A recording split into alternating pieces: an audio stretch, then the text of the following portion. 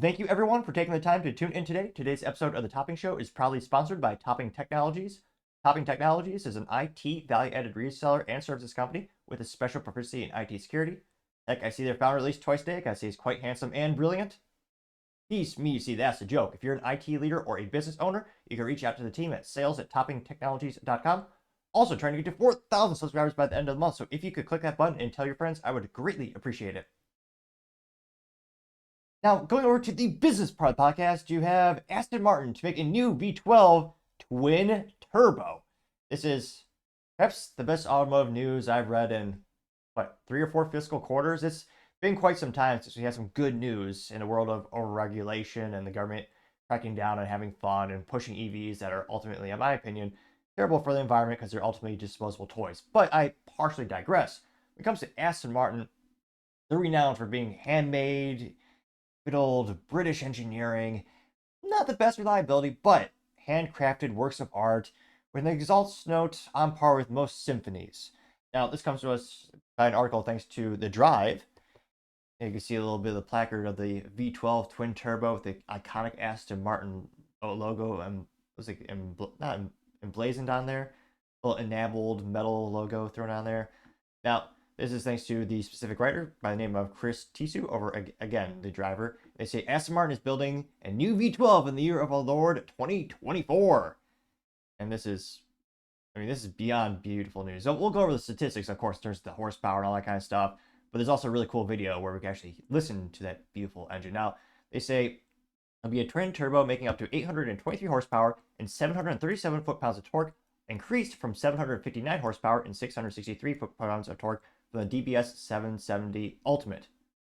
They also note that the engine will be a complete redesign featuring a strengthened cylinder block and connecting rods, redesigned cylinder heads with re-profiled camshafts, and new intake and exhaust ports. Spark plugs are repositioned and higher flow rate fuel injectors are new, as are the turbos, which are said to spin quicker and produce less inertia for better performance and throttle response, which that's good. Don't get me wrong. More horsepower is usually, no one's going to turn down more horsepower, but the fascinating thing with the automotive community and the industry, thanks to EVs, horsepower matters less and less. Now, I might be a little bit biased. I drive a little Honda Civic Si.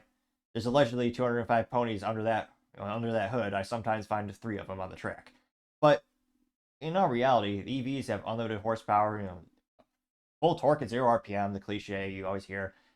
And I think more and more of these auto companies that make ICE engines and really want to cater towards enthusiasts are starting to realize, the numbers are good, don't get me wrong, but what's most important is the actual driving experience, the actual experience of driving a good old ICE engine.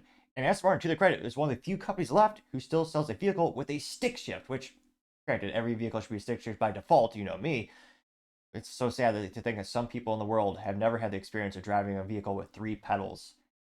You can't have more fun than driving a car with a manual transmission. I mean, even in bumper to bumper traffic, I still smile every time I shift the gears. But I partially digress. Now, going down to the actual video, which granted will be infinitely, rather in this case, the sound of the engine will be infinitely more attractive than my soothing voice. So without too much further ado, we're going to pull that up on the screen. And this is from their YouTube channel. It says, "Dawn of the new V12 era, all will be vanquished."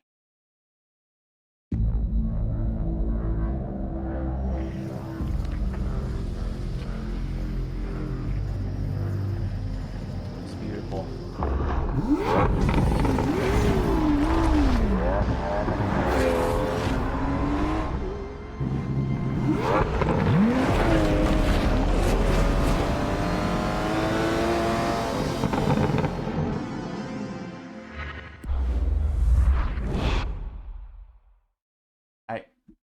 I don't normally cry with tears of joy. There's only a couple times it's really appropriate for a man to cry. Traditionally, when you have your daughter and you're walking her down the aisle and she's getting married, and perhaps the death or birth of a newborn. There are only a couple examples, maybe the Grand Canyon, but this almost brings a tear to my eye. Now, the only thing that would have made this commercial perfect is if they actually had the manual transmission coupled with the engine, and you had a couple of shots of someone shifting the iconic shift knob from an Aston Martin. And of course, I would prefer having 1 or 2 quick shots of the foot pedals, working all 3 pedals. To me, that would have been even better just because, again, very few sports cars these days have it, especially high-end sports cars. There's high-end sports cars that have 3 pedals and manual transmission. Realistically, you have Porsche, debatably on your category of, do you consider a Mustang, the higher end Mustangs to be a true big high level performance car. Then you have Aston Martin. There's really not that many. Most of the traditional supercar companies have acquiesced towards computer doodads and automatic transmissions, with, I'll beat the comment section. I know they are faster, just like a computer. If you want to actually smile when you're going to the corner on a track or just going to work, you can't beat having 3 pedals. But that being said, I mean, Lamborghini, Ferrari, Maserati, all those other legacy Italian companies have all acquiesced, almost as weak as when they switched sides multiple times during World War II. Historical pun right there.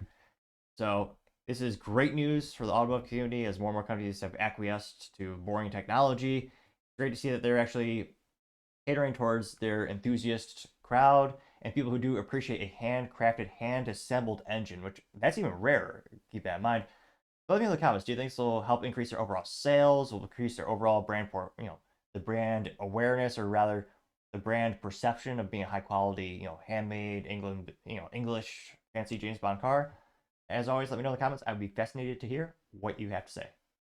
Thank you, everyone, for taking the time to tune in. Again, I'm trying to get to 4,000 subscribers by the end of the month, so if you could click that button, I would greatly appreciate it. Also, leaving a thumbs up, thumbs down, or comment is a great way to help me out, giving me additional feedback, letting me know how I can make the show better and better. Lastly, don't forget to take the time to tell your family, tell your friends, tell your coworkers, heck, tell your enemies, tell anyone and everyone. Just stay safe and fight the good fight.